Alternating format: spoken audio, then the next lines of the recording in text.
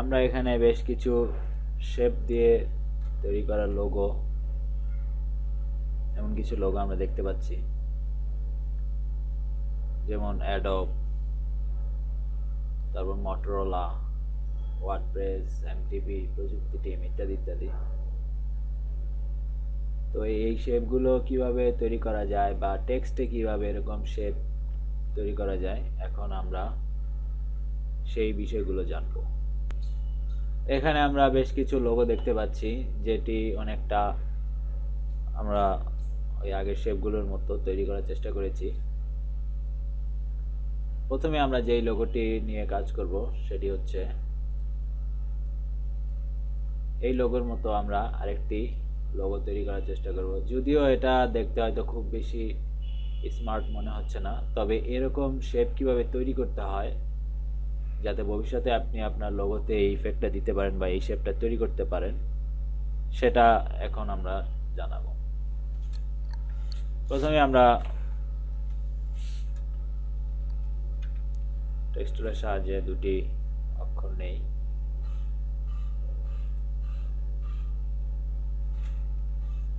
Duplicate করে আমরা এটিকে এডিট করে আমরা জি বানিয়ে দিই। এখানে ফন্ট হিসাবে আমি ফ্রাঙ্কলিন গথিক ফন্টটি ব্যবহার করেছি। এবার যেটি করব সেটি হচ্ছে এই ডি এর যে শেপটা, সেটা অনেকটা এই জি এর এই শেপ দিয়ে আমরা প্রকাশ করার চেষ্টা করব, কিন্তু এটি যদি এভাবে বসিয়ে দিই তাহলে হয়তো আমাদের মানসম্পন্ন আমরা ডি এর শেপ পাবো না। তাই এখন আমরা যেটি করব সেটা হচ্ছে এই ডি এর এই শেপটি আমরা এখন নিব।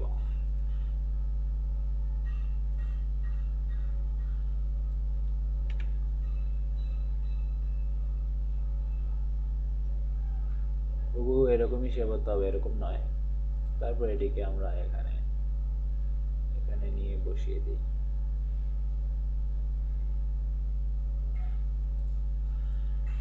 এখানে বসানোর পর এখানে আমরা কিছু বাড়তি অংশ দেখতে পাচ্ছি, যেটি আমরা এখন কাস্টমাইজ করে নিব। কাস্টমাইজ করার জন্য আমরা যেটি করব সেটা হচ্ছে এই সিলেকশন টুল দিয়ে দুটি অংশকে আমরা সিলেক্ট করব। তারপর অথবা প্রথমে আমরা আউটলাইন তৈরি করে নিই। রাইট ক্লিক করে ক্রিয়েট আউটলাইন। এটির তার আউটলাইন তৈরি করার দরকার নেই, কারণ এটি আমরা জানি একটি শেপ। এখন আমরা যেটি করব সেটা হচ্ছে এখানে এই শেপগুলো আমরা মিলিয়ে দিব।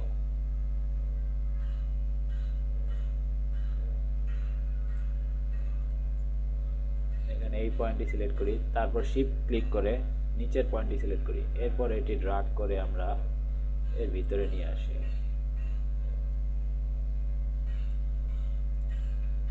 বেশ, বাড়তি অংশটা এখন আর দেখা যাচ্ছে না।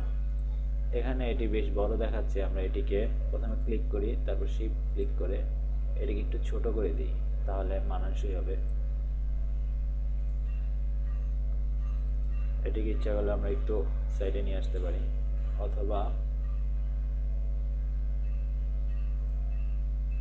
একটু চওড়া করে দিতে পারি। সবকিছুই আপনার উপর ডিপেন্ড করে, অর্থাৎ আপনি কোন পর্যায়ে নেবেন। ঠিকভাবে সবকিছু হয়েছে কিনা সেটাও চেক করার জন্য আমরা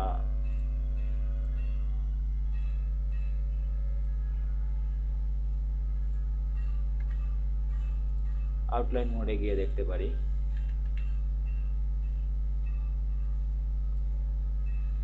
সেটা কিভাবে করতে হয় সেটা আমরা এখন দেখাবো একটু পরেই, কিন্তু তার আগে এই শেপটি সম্পূর্ণ ক্লিয়ার করে তারপরে আমরা সেই কাজটি করব। এখানে এটি শেপটি দেখার জন্য ভিউ মেনুতে গিয়ে আউটলাইন বা শর্টকাট কি কন্ট্রোল ওয়াই দিলে আমরা দেখতে পাবো সবগুলো ঠিক আছে কিনা। হ্যাঁ, মোটামুটি সব ঠিক আছে। তারপর আমরা আবার কন্ট্রোল ওয়াই চেপে আমরা আবার এই মোডে ফিরে আসবো। এরপর আপনি এই দুটি শেপকে একত্রে তৈরি করবেন। একত্রে করার জন্য উইন্ডো মেনুতে গিয়ে প্যাথফাইন্ডার, এই প্যাথফাইন্ডার আসার পর এটি সিলেক্ট করে এরপর এইখানে ক্লিক করবেন, ইউনিটে ক্লিক করার পর এরকম হয়ে যাবে। এরপর আপনি ইচ্ছা করলে কালার চেঞ্জ করে নিতে পারেন আপনার পছন্দ মতো, যেমন এই যে আমি কালার ঠিক করে নিয়েছি। আশা করি এই শেপটি আপনারা শিখতে পেরেছেন। এরপরে আমরা যেই শেপটি বা যেই লোগো ডিজাইন করে শিখবো সেটা হচ্ছে এই শেপের। এখানে যেই পাতার ইফেক্টটি দেখতে পাচ্ছেন, পাতার শেপটি দেখতে পাচ্ছেন, এটি এখানেও তৈরি করা যায়, তবে আমরা রেডিমেড নিয়ে নিয়েছি। ফটোশপে এই কাস্টম শেপটি রয়েছে। ফটোশপ কিভাবে ব্যবহার করবেন সেটা জানার জন্য আমার টিউটোরিয়াল দেখতে পারেন, সেখানে আমি ফটোশপের ব্যবহার নিয়ে বিস্তারিত আলোচনা করেছি। আমার এই টিউটোরিয়ালটি আপনারা দেখে নিতে পারেন। কন্ট্রোল এন চেপে আমরা নিউ একটি ডকুমেন্ট খুলি ফটোশপ সফটওয়্যারে। এরপর আমরা যে কাজটি করবো সেটা হচ্ছে এখান থেকে কাস্টম শেপ টুলটি সিলেক্ট করে নেব। রেক্টেঙ্গল টুল থাকতে পারে, এখানে কাস্টম শেপ টুলটি সিলেক্ট করে এখানে দেখুন শেপের একটি অংশ রয়েছে, এখানে ক্লিক করুন।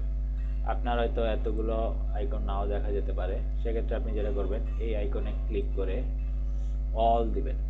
অল দিলেই এরকম ওকে, ব্যাস। তারপর এখানে দেখুন অনেক রকম শেপ রয়েছে, আমরা যে শেপটি ব্যবহার করেছি সেটি হচ্ছে এটি। এবার আমরা এই শেপটি এখানে ড্র করি, শিফট চেপে আমরা এটির পারফেক্ট শেপটি আনতে পারি। এবার আমরা যেটি করব এটি সিলেক্ট করে কন্ট্রোল সি চাপি, অর্থাৎ কপি করে আমরা ইলাস্ট্রেটরে এখানে এসে কন্ট্রোল ভি চাপি। তারপর এরকম একটি অপশন আসবে কম্পাউন্ড শেপ, তারপর ওকে দিই। দেখুন আমরা আমাদের কাঙ্ক্ষিত শেপটি পেয়ে গিয়েছি। এবার এটিকে আমরা কালার করি, তারপর এটিকে আমরা ডিলিট করে দিই। কালারটি আমরা এই কালারটি দিতে পারি।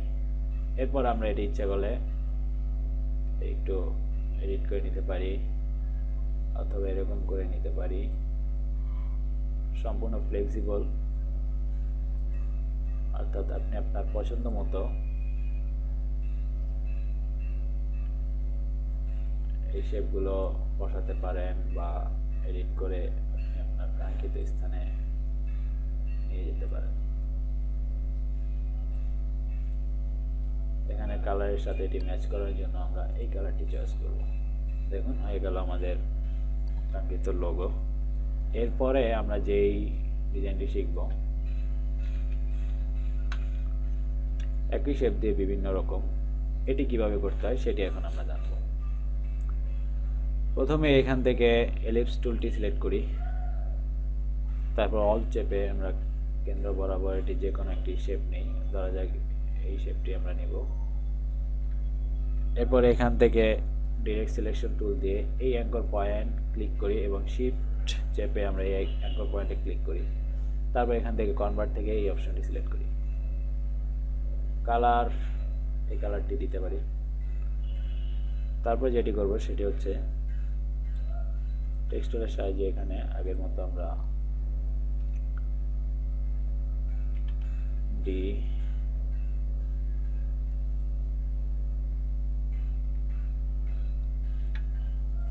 এডিট করে আমরা জি,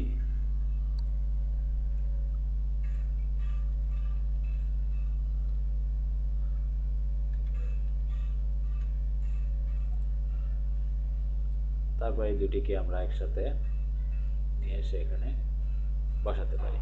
যেহেতু পিছনের এটি ছোট হয়ে গিয়েছে তাই আমরা এটিকে এখন বড় করব।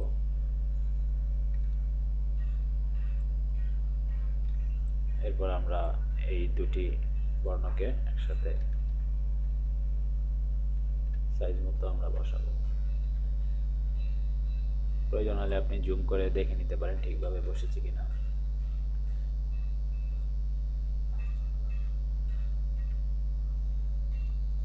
এরপর যেটি করবেন সেটি হচ্ছে এই দুটির আউটলাইন তৈরি করে নেবেন, ক্রিয়েট আউটলাইন।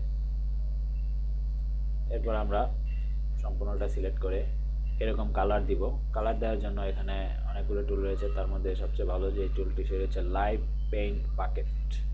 এখান থেকে ক্লিক করে লাইভ পেইন্ট বাকেট বক্সটি সিলেক্ট করে নেবেন। টুলটি সিলেক্ট করার পর এটি যেখানে নেবেন সেখানেই দেখুন কালার করার অপশন চলে আসবে। যেমন আমি যদি এখানে হোয়াইট দিতে চাই, এখানে হোয়াইট সিলেক্ট করি, এখানে ক্লিক করি, দেখুন চলে এসেছে হোয়াইট। অথবা মাঝখানেও আমরা হোয়াইট দিতে পারি। সম্পূর্ণ আপনার উপর এবং ফ্লেক্সিবল, আপনার যেভাবে খুশি সেভাবে আপনি কালার করে নিতে পারেন। আশা করি আপনারা এই পর্বে অনেকগুলো বিষয় জানতে পেরেছেন। সামনে এই বিষয়ে আরও বিস্তারিত আলোচনা করা থাকবে। ধন্যবাদ।